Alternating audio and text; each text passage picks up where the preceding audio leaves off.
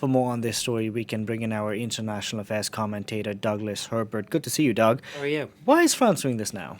Look, as we just heard in that report, this is the culmination of a sort of long string of demands. Demands from the president of Benin, demands from various associations. Macron himself, who in Burkina Faso, back in 2017, said, as we just heard, basically, that Africa's patrimony does not belong in private collections in Europe or the United States. They should be back where they belong, with the people who often need these pieces because they are an integral part of their identity, their culture, their history, their values, and they should be close to them. And also, that law passed just last year, December 2020, finally approved by the French Parliament, allowing these specific arts to be repatriated. Look, politically, a lot of people will just roll their eyes and say this is very political right now. You have a time when there's, a lot of people are vying for influence in Africa.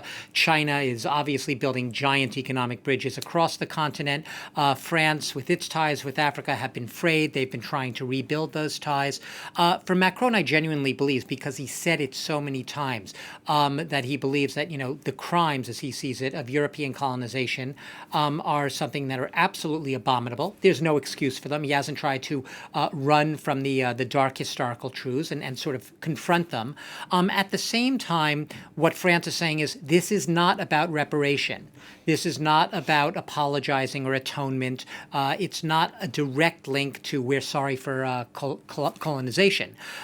Because if he does that politically, he is going to basically be bashed on the head by a lot of people, on the right Ahead side of the elections as well. ahead of the elections there. On the right, they would never forgive him. He's in a very difficult political tightrope act here.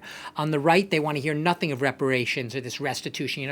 What you win in wars and looting is yours. You should keep it. That's the sort of the far right, if you will, sort of narrative on this. On the left, Macron can never give back enough. You can't go far enough. So it's like you're damned if you do and you're damned if you don't here. But in his case, he sees this as a limited step, a limited restitution applying to a single country according to a law for this particular country and these specific artworks that was approved by the French Parliament. But Doug, restitutions go beyond France and Benin. They involve other countries in Africa. They involve the UK, India, UK, Greece.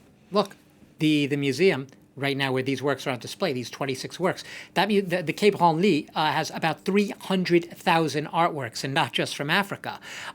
In the Quai Branly alone, there are about 90,000 objects of sub-Saharan African art in French public collections in France. 90,000 of those is a staggering 70,000 are in the Quai Branly. So you can imagine the potential. Yeah, 70,000 of those 90,000 are in this one museum set up, the legacy of Jacques Chirac, the So we late take it president. out and shut its doors, essentially. Well, and you can imagine now, this is opening not just Pandora's box, this is opening, a giant chamber of a lot of other demands. There are 6 countries, among them Chad and Mali and Ethiopia and Ivory Coast and Madagascar, who have made demands that are being right now considered and processed to have their works restituted. That is, returned to them. They see them. This is our rightful patrimony.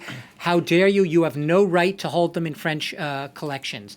Like I said, it's very controversial and not all of the artworks are necessarily looted or stolen. A lot of these collections are rightfully Purchased. in those collections. And purchased. There are people and institutions who are against what we are seeing today. What do they have to say? Notably, I guess, museums. They say this is, this opens up, this is the thin end of the wedge here. If you start to restitute works of art and you start to open up every historical nook and cranny, all the museums in Europe, this is the argument that's made by them, all the museums could eventually be almost virtually emptied of their collections. Going from the Louvre to the Metropolitan Museum of Art, you start giving back to Egypt all of its patrimony and its artistic heritage.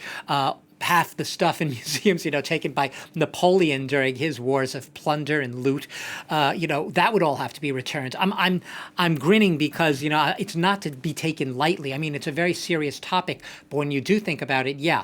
If you are going to open up everything to historical questioning and question how were these objects obtained, you do start to go down a path where potentially tens of thousands of artworks and objects could have to be ultimately repatriated. So there are a lot of people against this type of restitution say, look, you have to draw the line somewhere. We're not condoning violence and war, and we're not condoning colonization, obviously. But the fact is, it's history now. These were works of art taken over 100 years ago in an act of war. They've been in these museums for over 100 years or so, in many cases, 150 years. For better or for worse, they should remain there now. Generations have appreciated them, and that's where they belong. You might say that is a ridiculous and absurd argument, but there's a sizable number of people who say that it's a much more pragmatic way of going about it, and it makes things a little easier because then you don't have to start opening up, like I said, every single historical episode in history becomes subject to intense scrutiny and questioning, and should we give it back or should we not? It's an interesting debate. Thank you very much for that, Douglas Herbert there.